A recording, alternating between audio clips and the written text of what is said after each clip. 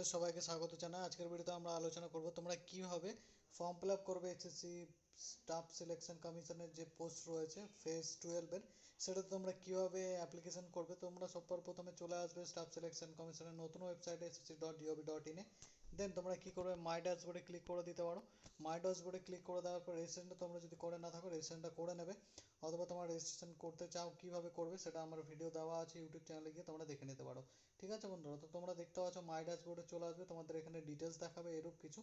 তো ডিটেলস দেখানোর পর তোমরা কি করবে, সিম্পলি হবে যে তোমাদের কোন রকম যে এক্সাম রয়েছে দেখতে পাচ্ছ সিলেকশন পোস্ট এক্সামিনেশন 2024, এখানে তোমাদের 26/2/2024 থেকে শুরু হয়েছে, 18/3/2024 পর্যন্ত চলবে। যেখানে তোমরা দেখতে পাচ্ছ অনলাইন ফি 19/3/2024 পর্যন্ত করতে পারবে। ঠিক আছে, আর কারেকশন করতে পারবে 22/3/2024 পর্যন্ত। সিম্পলি তোমরা যদি এটার জন্য অ্যাপ্লাই করতে চাও গ্র্যাজুয়েশন পাশে, তোমার 12 পাশে, তো তোমরা সিম্পলি অ্যাপ্লাই নাও ক্লিক করে দেবে। স্টেপ বাই স্টেপ তোমরা দেখে নাও কীভাবে ফর্ম ফিল আপটা করছি, যাতে তোমরা কোনো রকম ভুল না করো। দেন তোমরা কী করবে, নিচের দিকে চলে আসবে, নিচের দিকে চলে আসার পর ফুল ফর্মে আসবে। ঠিক আছে, এখানে তোমাদের অল ডিটেলস কিন্তু এখানে দিতে হবে। এখানে দেখতে পাচ্ছ তোমাদের পুরো ডিটেলস দেখাবে, যেহেতু তোমরা আগেই রেজিস্ট্রেশন করা আছে, তো রেজিস্ট্রেশন ডিটেলসগুলি এখানে চলে আসবে, সব মিলিয়ে দেখে নেবে। তারপর তোমাদের ডিটেলসগুলো দেখে নেওয়ার পর নিচের দিকে চলে আসবে। নিচের দিকে চলে আসার পর এখানে দেখতে পাবে তোমাদের আরও ডিটেলসগুলো, সম্পূর্ণ ডিটেলস তোমরা চেক করে নেবে। চেক করে নেওয়ার পর তোমরা কি করবে, তোমরা নেক্সটে ক্লিক করে দেবে। তোমাদের ডিটেলসগুলো যদি সঠিক হয়ে থাকে ওকেতে ক্লিক করবে, পার্সোনাল ডিটেলস তোমাদের কিন্তু ভ্যালিডেট হয়ে যাবে। দেন তোমরা কি করবে, যে তোমরা কি কোনো এক্স সার্ভিসম্যান নও, মানে তোমরা কি কোনো এক্স সার্ভিসম্যান যদি হয়ে থাকে তো ইয়েস করবে, নাহলে নো করে দেবে, দিয়ে সিম্পলি তোমরা সেভ নেক্সটে ক্লিক করে দেবে। তারপর তোমরা এখানে রিজনটা সিলেক্ট করবে, তোমরা কোন রিজনের জন্য অ্যাপ্লাই করতে চাইছো, ইস্টার্ন রিজন, কর্ণাটকা, তোমরা তোমরা কোন কার জন্য কী জন্য রিজনের জন্য অ্যাপ্লাই করতে চাইছো। ইস্টার্ন রিজনের জন্য করতে চাইলে ইস্টার্ন রিজন করে দেবে।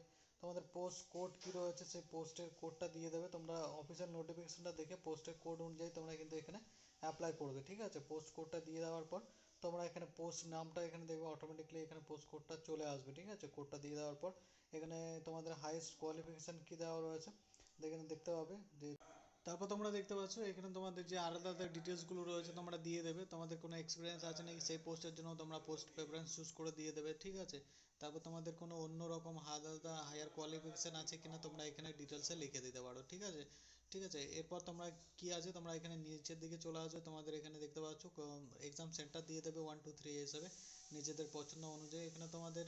তারপর চলে আসবে নিচের দিকে, তোমাদের কি কোনো রকম এক্সাম দেওয়া আছে অন্য কারো প্রয়োজন, তোমরা যদি ইয়েস হয় তো ইয়েস করে দেবে, নো করে দেবে। তোমাদের এক্সাম যদি চাই তো ইয়েস করে দেবে, নো করে দেবে।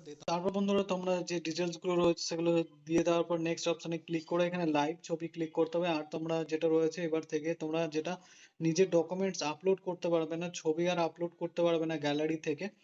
ঠিক আছে, তো এটা নতুন রুলস, এখানে তোমাদের লাইভ ফটো আপলোড করতে হবে এইভাবে।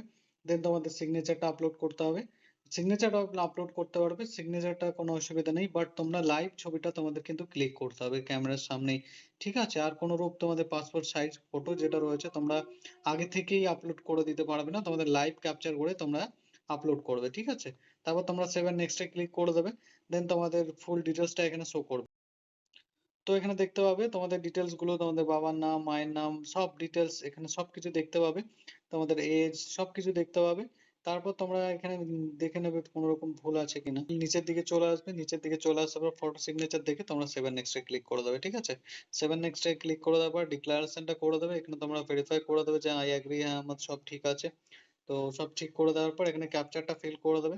ঠিক আছে, ক্যাপচারটা ফিল করে দেওয়ার পর তোমরা এখানে সিম্পলি সাবমিট সেভেন নেক্সট এ ক্লিক করে দেবে।